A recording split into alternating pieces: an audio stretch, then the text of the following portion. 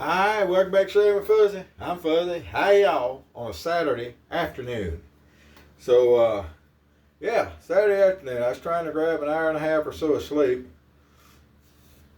Been kind of a busy day so far. But anyway, I work overnight tonight.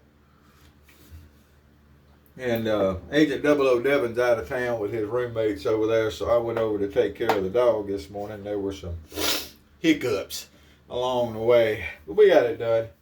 I'll go back and check on them again as I go to work. But anyway, it's been kind of a long morning. I was going to grab a little bit of sleep. Thunder, lightning.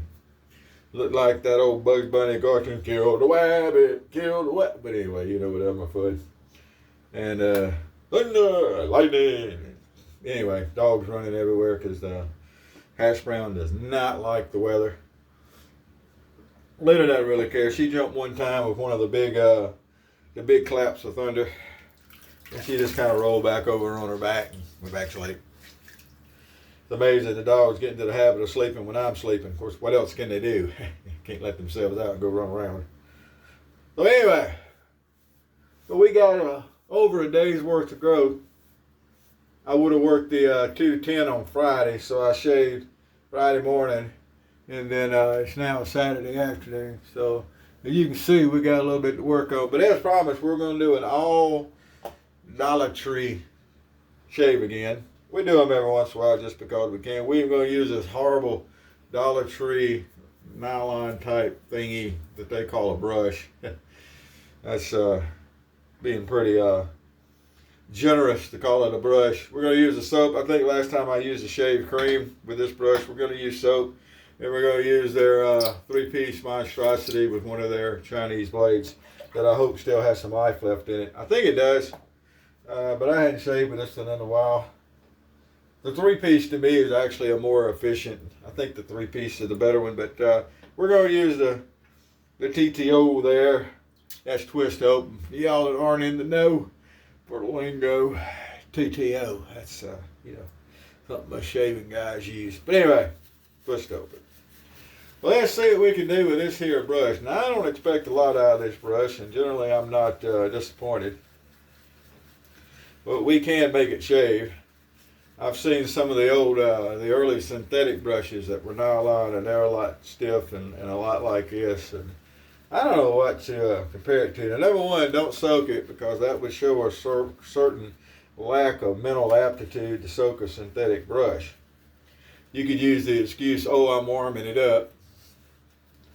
But, you're not softening anything up or anything with a synthetic brush by sticking it in water for any length of time. You're just not. Of course, you're also not doing any good shimming razors, and you're not doing any good blooming soap. And people still do that. We ought to have some therapists for folks. Maybe even just a little bit for you bowl latherers. I had a therapist once. He had to go to the psychiatrist so much he couldn't afford it, so he dropped me. But anyway, so I promised I would tell a story. I don't know if I promised, but I said I would tell a story about my haircut. Somebody had mentioned I'd gotten a haircut, and I did. So over there where I get a haircut, there's 3 regular barbers. There's the guy that owns it, Lawrence, the old guy. And then there's a guy that's younger than me, who I've always called Bobby. I think that's his name. He's the one that rides a motorcycle and everything. Then there's the young guy.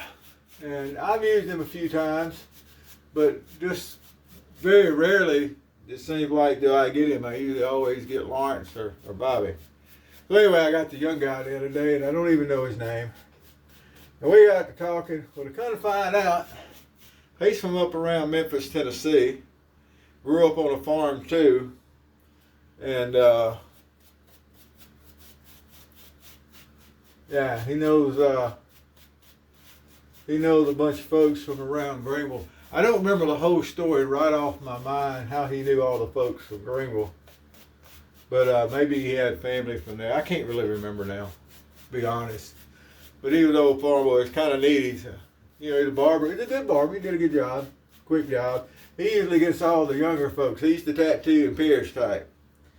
And so he usually gets all the younger folks up in there that wanna get him to do their hair.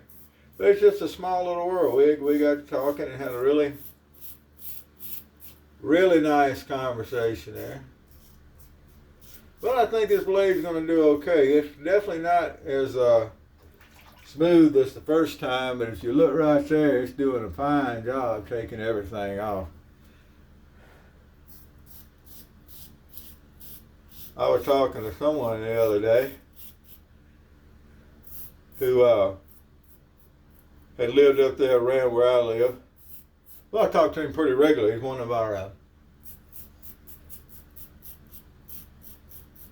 of our officers at one of the district offices. I work at the state office, then we have district office around the state.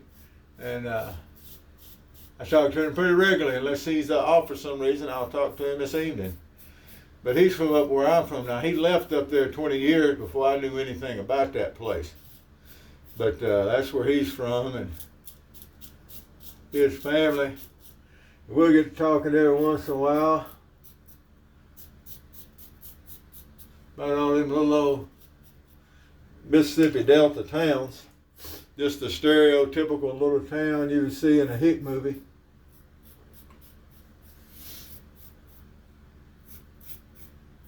They still got them. These days you drive down through them and all the old downtowns are just abandoned buildings and stuff like that. One time, a little community like that, when you didn't have all the, the better roads and stuff, your little community was where you went to do your stuff. You didn't run over to another town, or you didn't go. You had your little grocery store, you had a bank, you had a, service station, gas station, and that kind of stuff. If it was a big enough place, you had your hardware store. A lot of those places are gone now. They put the big 4 lanes down through there, and you go to the town instead of going shopping in Isola, Mississippi. You'd run over to Indianola or into Greenville.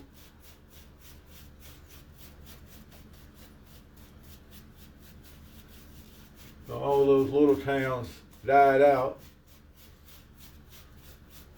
Then the farming died down, so you lost those people, and they had a lot of catfish ponds up through there at one time, and the catfish business went to pot.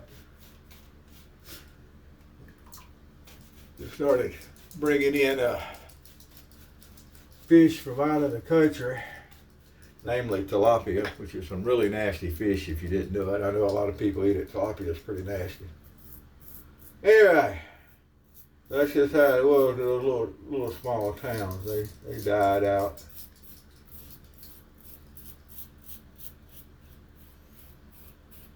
But it's still neat to find people when you're down somewhere in the world and find people that's up around where you're from. Well, like I said, this here blade may not be as sharp as it once was. However, it is still sharp enough to cut. It's not defective. The razor itself, the handle is not defective, so we'll get a shave.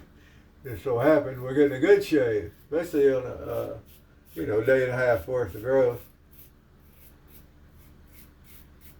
Now, how long are these razors going to last? Since they're $1.25 a piece, including 5 blades. I don't know. If I shaved with one every day, I'd probably have thoughts on that, but I don't. I got so many razors, and I mostly use the vintage stuff and the single edge stuff. So I don't know how long. Has somebody had one tear up on them yet? Y'all let me know.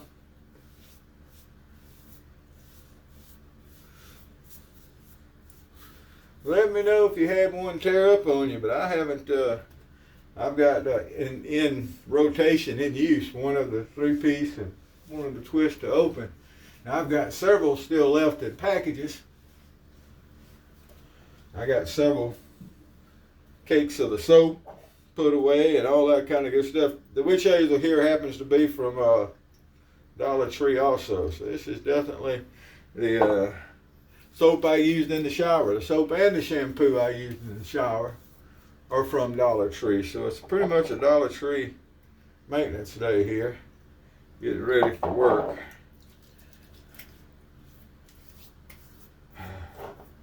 There we go. Alright, we're going to finish up here with the witch hazel. Make sure we get up behind this ear. For some reason it's wanting to stay rough.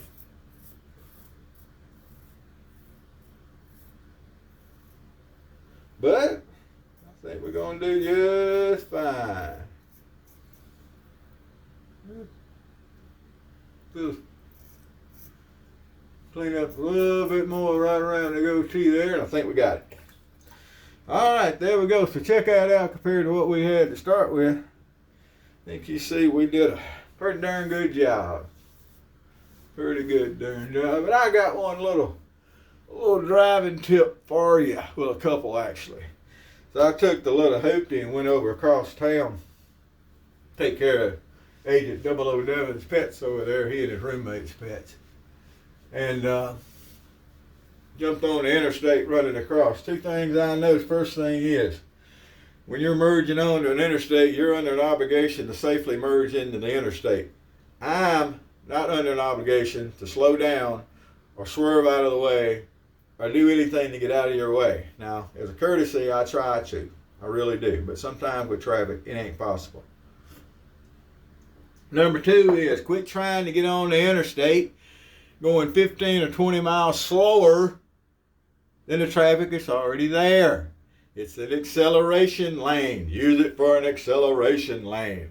I've told the story of my grandma, how she used to use an acceleration lane. The woman knew how to use an acceleration lane. Let's say that. My sister will back me up on that one. But speaking of my sister, hey, look at there. Hell yeah, right there.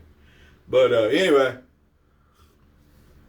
just a couple little things I noticed as I was driving across town is more than once you got folks getting up on the interstate and they're doing it a lot slower. I don't carry a radar gun in my pocket, but they're going 10, 15. One of them I'm sure was 20 miles an hour. I mean, you know, speed limit on the interstate 60 right there where they're getting on. And, you know, they're puttering up on and taking their own sweet time. Then they expect you to move out of their way. Yeah, you're under the obligation to safely merge. Woo, boy, look at that sink. I wish I could show you how much junk was down in that sink. That was a good shave. The aftershaves from Dollar Tree are light, powdery scents. That's the way I've always described them. They got a blue and they got a green, and they're a little bit different from each other, but they are not the blue and green you're used to, aka Aqua Velva and Skin Bracer. They are not any way at all a knockoff on any of that stuff, except for the color. That's the only thing even similar in my book. But it's just a light powdery. It's not unpleasant at all. It's really not. If I remember correctly, they got like castor oil in them or something. Feels okay. I mean, I don't moisturize and all that kind of stuff. Not my thing. That's your thing. I'm not saying anything about it. I'm just saying. But anyway, there we go. We got to finish. We got to walk dogs here if the rain's let up enough. And then get across town and walk a dog and take care of a cat over there. Although the cat don't take much. You know, dogs have owners and cats have domestic staff. So I just go over and make sure His Royal Highness, old male cat, make sure that he got a little food in the bowl and some water and, you know, everything is okay for him. And the dog is just bouncing around. She's all happy just to see anybody. But anyway, there you go. Pretty normal. Well, I hope it's good where you are. If you were, you know, like where I am, watch out for them afternoon thunderstorms. This is that time of year. Watch out for the stuff out, you know, in the Atlantic Ocean. We got to worry about over here. Of course, if you are somewhere way down in the South Pacific, you ain't got to worry about that. But anyway, or the North Sea and all that, I think the weather's always rough out there, eh? But anyhow, whoever you are, wherever you are, whatever you're doing, don't count the cheap razors out. As long as they're not defective, razor's a razor, blade's a blade. Happy shaves to you.